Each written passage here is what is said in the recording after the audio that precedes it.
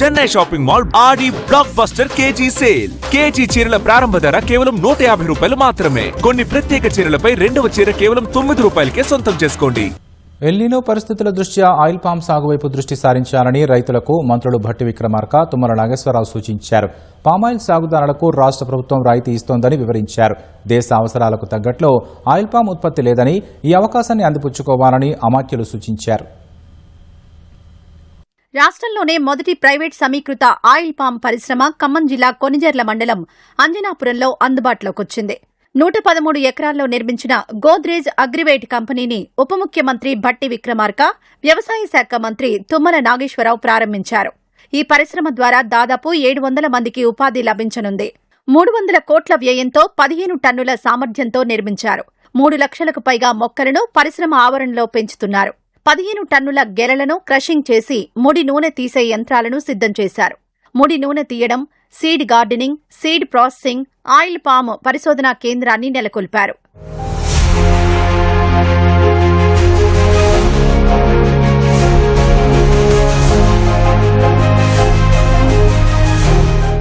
El Niño విపత్తు తరుముకొస్తున్న తరుణంలో oil palm పంట రైతులకు సంజీవనిలా మారిందని ఉప ముఖ్యమంత్రి భట్టి విక్రమార్క స్పష్టం చేశారు.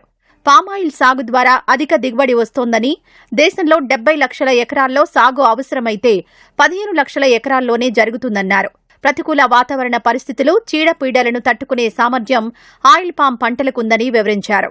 శతాబ్ద కాలం క్రితం వచ్చిన ఎల్నినో లాంటి విపత్కర పరిస్థితులు ఉత్పన్నమైతే కూడా ఈరోజు వ్యవసాయ రంగం రాబడి, దిగుబడి దెబ్బతినకుండా తట్టుకొని బతకగలిగేది ఈరోజు పామాయిల్ కల్టివేషన్ అని చెప్పి చాలా స్పష్టంగా వారు చెప్పారు.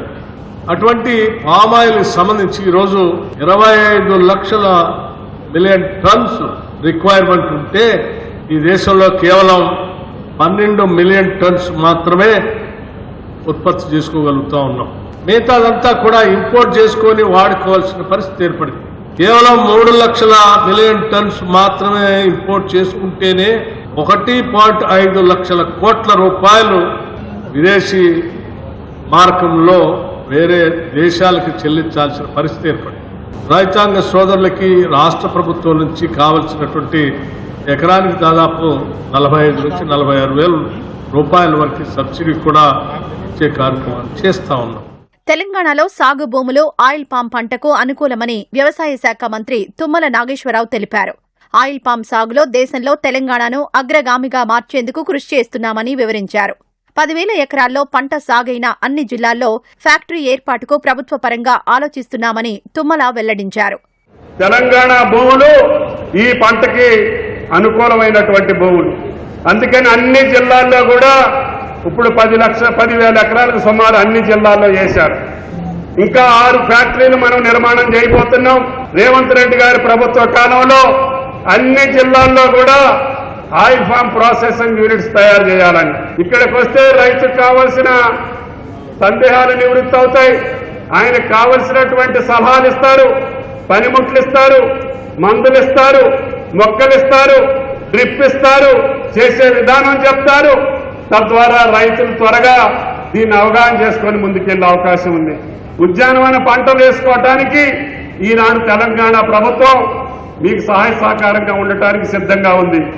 24 గంటల్లో కంపెనీకి తీసుకొచ్చి ఫ్యాక్టరీలో క్రష్ చేసి 3వ రోజున మీ జేబులో డబ్బులు వేసేటటువంటి ఏకైక పంట ఆయిల్ ఫామ్ పంట అని చెప్పి మీకు ఈ సందర్భంగా మనం చేస్తున్నాం. రాష్ట్రంలో 116,000 హెక్టార్లలో ఆయిల్ పామ్ సాగవుతుండగా అంతకు రెట్టింపు చేసే దిశగా రేవంత్ సర్కార్ ప్రత్యేక కార్యాచరణతో పనిచేస్తోంది.